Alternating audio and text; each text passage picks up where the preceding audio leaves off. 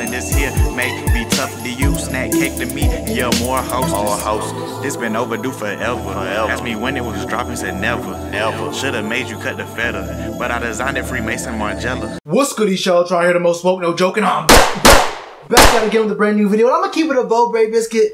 This might just be the easiest video I've ever had to do on this channel, and I mean the easiest video. I've been making these Carolina Panthers videos on this channel for just about almost a year now. I think the very first video I did on the Panthers was on March 14th. I think we're about a week out from it being a full year of making these Panthers videos, and I promise you, this is gonna be the easiest video ever because the answer is so simple, but so sad at the same time. You've already seen the thumbnail. You've already read the title. It's why you're here right now. It's the question that literally every single Panthers fan is wondering right now. It's two questions, but there's honestly only one question. The first question is, should the Carolina Panthers draft Montez Sweat? The answer is no. The question should be, should every team in the NFL, regardless of what their needs, draft Montez Sweat? That answer is yes. Now the second, but really the only question that's realistic here is, can the Panthers actually draft Montez Sweat? And I'll get into that here in a second. Now look, if you don't know who Montez Sweat is, you might need to visit a chiropractor because that rock you're living under has to be hurting your back at this point. It has to be hurting your back. I am worried for you. Montez Sweat is a 6'6", 260-pound dude. He is not a dude. You're a dude. This is a man. I don't want to get too weird here, but I'm gonna call it how I see it. This man Montez Sweat is something serious. By this point, we've all heard about his combine numbers. I mean, the dude ran a 4.41 at the combine at 260 pounds. That's borderline impossible. This man ran faster than, what was it, 90% of the receivers who ran the 40 at the combine? How is this possible? Just get that through your mind.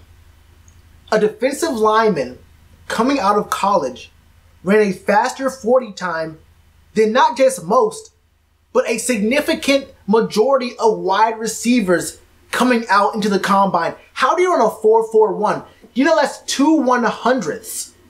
That's 2 100ths of a second away from being a 4.39 40. He almost broke 4.4 as a defensive lineman with 200, I can't say these numbers enough. 4.41 and 260. You might hear those numbers said 100 more times in this video, and it wouldn't be enough because this man Montez Sweat is that serious. Now, a 36-inch vertical jump. There's a few high point receivers in the NFL right now who have a 36-inch vertical jump. I mean, this man is an athletic freak of nature.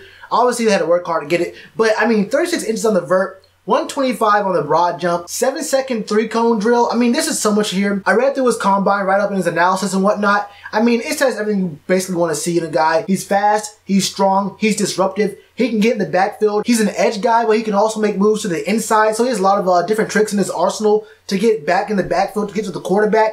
He can use his hands a little bit, but that's about mostly what you see on the con side of him, some of his downfalls. He's not the best with his hands. They say his hands move kind of slow. He's not able to fight off some of that hand fighting that goes on in the trenches. He's not very fast with it. And they say that although he's fast, he lacks a little bit of that right leg movement you want on the actual line. So he can run very fast, but he's kind of leggy in his pursuit, and his long frame can sometimes be a handicap for him. I mean, him being 6'6". He's not a small guy, but they're saying he still has to grow into his frame. He's still growing. He'll still get bigger. And I believe it too, because on his sports reference page, at the beginning of the year, he was listed at 6'6", 245, which means that between around September to right now in March, he gained 15 pounds.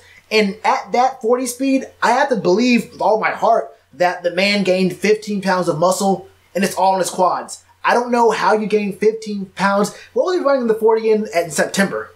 What was his 40 time in September? I have to know, because this man gained 15 pounds. Now, you know how schools like to fudge height numbers and, you know, weight numbers. You know, they might want to make you seem heavier for some things and may want to bring your weight down so guys scout you differently or try to, like, game plan around you differently. That could be the case here. But it's not all that unheard of for guys to put on a little bit of mass and, you know, do a little bit more workouts and whatnot. But I mean, either way you shake it, if he's 6'6", 260 and is still growing into his body, you might see a little bit more progression in his skill set when he gets a little bit bigger. You know, once he gets onto a team, goes to OTAs, mini camp, training camp, and get some preseason under his belt. And I mean, all that hand stuff, all that hand checking, all like the hand fighting in the trenches, With the right kind of coaching and the right kind of mentorship to get his fundamentals down, you can coach that. You can't coach 6'6", 260 with a 4'4", 140 time. You can definitely coach around what you see as deficiencies in his game, and what better place to learn how to play defensive end than in Carolina. With guys like Julius Peppers who are probably still hanging around, you know, Sam Mills III is going to be there, you got Luke there, you got Coach Rivera over there, Mario Addison isn't all that bad. I mean, you have a good framework and a lot of guys right there in the locker room and the coaching staff who can really help this guy with the things that go along with the job in the NFL. And I'll go ahead and just throw up a stat here from college. The man's obviously a monster. I mean, if you look at the teams he actually played, though, there's not a lot of competition. Mississippi State went, I think, 8-5 this season. And let's be honest, about 5 of those wins were gimmies. I don't want to get too deep into that. I mean, he played in the SEC, but there are only about 3 or 4 legitimate teams that they actually played and won against. I'll be honest about that. Now, look, wins and losses are a team stat, not a player stat. But in a lot of those wins that were blowouts, they were playing against teams that were, I don't want to get into it. He played the competition in front of him, and that's all you can do as an athlete. You play who's in front of you, and you get the stats you get. So I won't sit here and hate or dissect all of that. But the question I asked at the top was, can the Carolina Panthers actually draft Montez Sweat? At number 16? No, not a chance. No chance at all. There's not a single possibility. No probability. If you want to bet money, Vegas won't even take your money. I promise you, Vegas, there's not a sports book in the world who would take your money because there are no odds. This man, Montez Sweat, is not dropping out of the top 10, let alone dropping to number 16. Going from 1 to 15, it's the Cardinals, Niners, Jets, Raiders, Bucks, Giants, Jags, Lions, Bills, Broncos, Bengals, Packers, Dolphins, Falcons, and Redskins at number 15. For us to actually pick him up, we'd probably have to be in the top 10 in the draft, and it's going to be extremely hard to trade up to the top 10. Just to give a little bit of context here, just last year, the Cardinals traded the number 15 pick, a 3rd round pick, number 79, and a 5th round pick, number 152, just to move to the number 10 pick of last year's draft.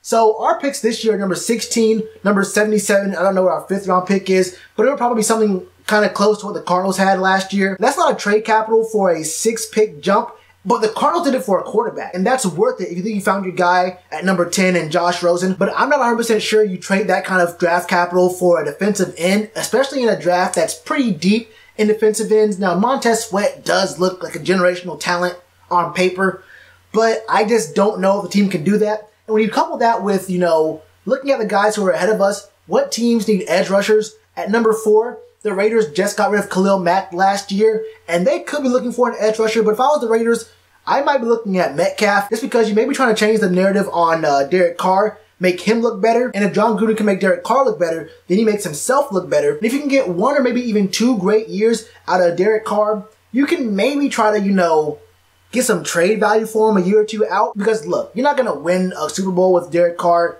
It's just cold hard facts. So you might try to, you know, make him look good for a season or 2, and see if you can get a 2nd round, maybe even a 3rd round pick for him. But with that contract on the books, it's going to be extremely hard. I'm not even going to show you his contract. You can Google it yourself. That Derek Carr contract looks ugly. So they could possibly pick up Montez Sweat. They could need an edge rusher, but I'm not sold they will.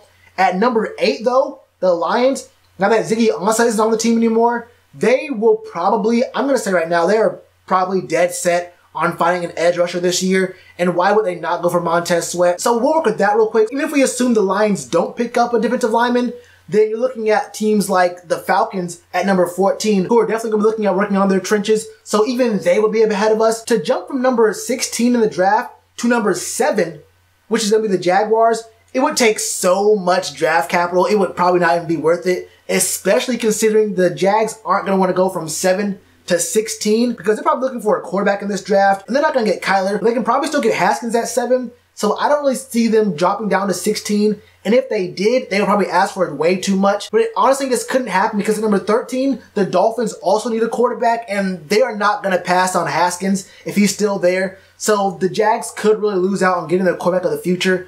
I just don't see them trading down to us. And then at number 6, the Giants aren't going down to 16. They need too much. The Bucks aren't going to help us out at number 5. That'll just be way too much draft capital to go from 16 to 5. It just won't happen. And that's a whole lot of context and a whole lot of information to just say it just won't happen. It is impossible. Not improbable, Montez Sweat will not drop to us. But I guess you kind of never know, because last year's draft was very unconventional, and a lot of players that people said were going to go early ended up dropping a lot farther than expected. But I want to know your thoughts. Will Montez Sweat be there for us at number 16? How will that be possible? Would you trade up for him? How high would you trade up for him? And what would you be willing to give up? Keep in mind, you can't just give up a first round, like a 5th round pick to trade up from 16 to like 8. That's not going to happen. It's going to have to be some pretty heavy draft capital to trade from 16 to the top 10. But also, is Montez Sweat even worth trading up all that draft capital? I mean, could Cleveland be just as good? Are there some other guys in the draft who are going to be really good as well, who you can also pick up? I mean, there could be guys that fall to us at 16. And honestly, should the team even pick up an edge rusher at number 16? Let me know what your thoughts are in the comments below. And you already know to do with that like button. Cheers to you, appreciate the chance. Been told y'all I been the man. Been told y'all I had the gift. Tell a friend to tell a friend. Real ones gonna recommend. Count this as another win.